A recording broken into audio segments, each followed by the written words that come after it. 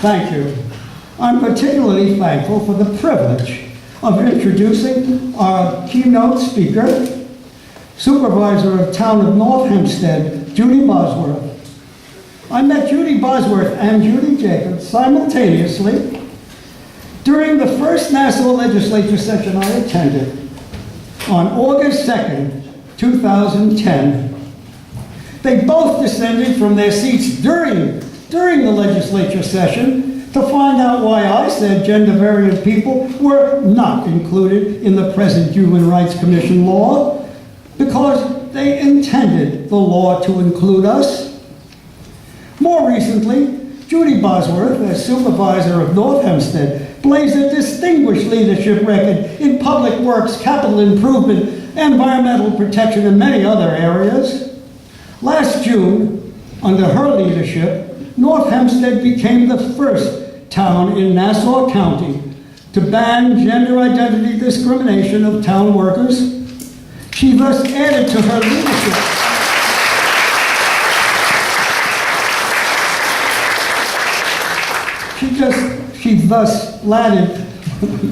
she just added to her leadership of a consensus builder by spearheading that law's passage unanimously and with bipartisan support. That kind of leadership is what her constituents just re-elected her with a resounding 68% of the vote.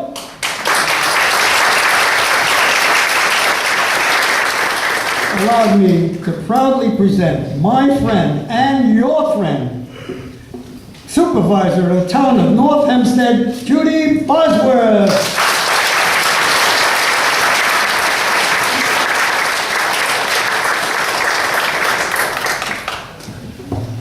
Giddy, I'm taking Joanne with me wherever I go. Thank you so much. It's a true honor to be here to speak with you today as we observe the Transgender Day of Remembrance. But before I begin, I would like to thank Joanne, because she was one of the people that was responsible for inviting me here today, and rarely do we see someone with more passion for a cause than Joanne has for the rights of transgender individuals. And Joanne rightly mentions, I was a Nassau County legislator for 6 years, and I had the honor of serving with the great Judi Jacobs, who's sitting here with us today. Let's hear it for Judi Jacobs.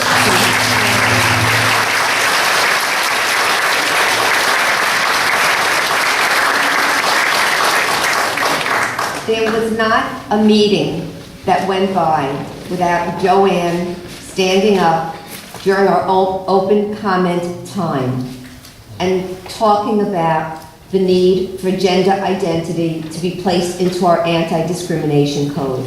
And although I wasn't there when that original code was written, Judi Jacobs was there, and she knows that that was always the intent, that every person in Nassau County be able to live in our county free of prejudice, free of discrimination, free to be who we each individually are. And yet when Joanne came to speak, and when I tell you she spoke articulately, she spoke passionately, she spoke from the heart, and yet her speech fell on some deaf ears. It was always a real point of personal embarrassment that I sat on a legislature that could not add two simple words, gender identity, as part of the protection in the anti-discrimination code. It's something that needs to happen. It's something that needs to happen not only in North Hempstead, but in every municipality, not only in Nassau County, not only in New York State, but in every state in the United States of America.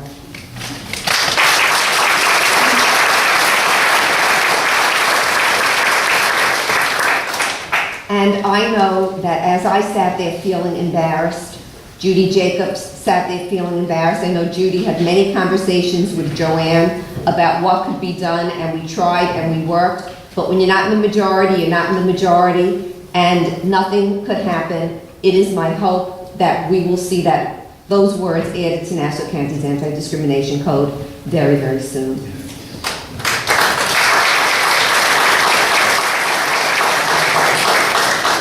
So Joanne, I thank you for your tenacity, because you raised consciousness in more minds than you know.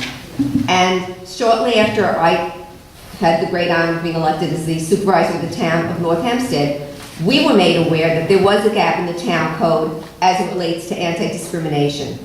And so after speaking with Joanne and other groups such as the Long Island Transgender Advocacy Coalition, that's a lot of words, we decided to introduce legislation that added gender identification as one of the categories of protected classes in our anti-discrimination law. And on June 2nd, I will tell you that I experienced one of my prouder moments as town supervisor. As Joanne mentioned, we unanimously passed the amendment to our anti-discrimination code, and we did it with every town council member voting in favor of it. We did it with so many members of the transgender community there, supporting us, cheering us. I will tell you, I've only been doing this for 2 years now. That was the proudest moment that I had as supervisor, being able to add those words in, seeing the bipartisan support that we received for it, seeing the support that we received not only from the transgender community, but from every person in that room. I will tell you, there was not a dry eye in that room, truly. So congratulations to all of you for the amazing advocacy.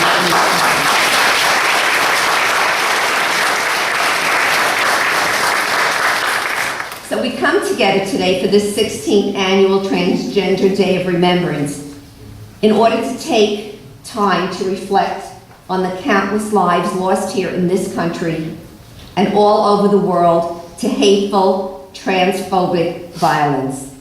This year in the United States, 21 transgender victims were killed, and the majority of them were transgender women. Worldwide, and I'm getting various numbers too. I was told 80, I was told more than 270. More than one is too many. So I applaud the efforts of the many organizations like the Transgender Advocacy Coalition and the other organizations and individuals that are helping to spread the word and educate the public on this issue. It's an issue that has been hidden away way too long, and we all must do what we can to bring it into the light of day. The European organization, the Trans Murder Monitoring Project, is dedicated to monitoring and collecting statistics of homicides of transgender people worldwide. And this international project points to certain nations, the United States and Brazil, as having a particularly acute problem with fatal transphobic violence. The number of trans women killed this year in the US, for example, is nearly double that of the total killed last year. This is atrocious. It is unacceptable. It has to stop. The National LGBTQ organization has launched a Stop Trans Murders campaign, which challenges the media to report these real facts about transgender murders, and they're also calling for a national dialogue on anti-transgender violence and other key issues affecting the transgender community. So at the same time that we call attention to the violence against transgender individuals, we must also build awareness of the widespread discrimination transgender people face and how this often puts them at a heightened risk to become a victim of violence. I read recently an article about Communities Safe Places Initiative, which looks for local businesses willing to declare themselves an establishment that promises to provide a safe environment for transgender people and others. So they place a safe place sticker in the window. They undergo training that includes what homophobia and transphobia looks like in their neighborhood, and a discussion of any incidents that might already have happened, along with safety planning and discussions about what that space can do to intervene or prevent bias events. So the safe place becomes a sanctuary for anyone being harassed. But what does that say about our society? That we have to place stickers in windows so that people can experience what most of us just take for granted.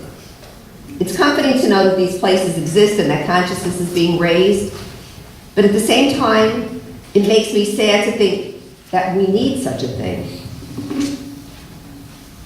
We all have to work together to create a world where such stickers are no longer needed, where all places are welcoming and safe to all people.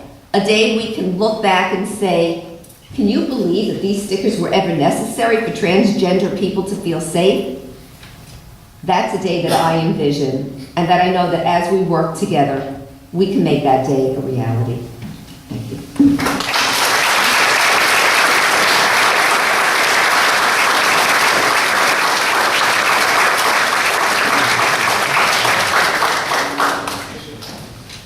Good evening. I'm Julie Gray Owens, the Executive Director of LITAC, the Long Island Transgender Advocacy Coalition, and I'm here today to give a special award to Judi. And if you could just take a second, I'd like to read it to you.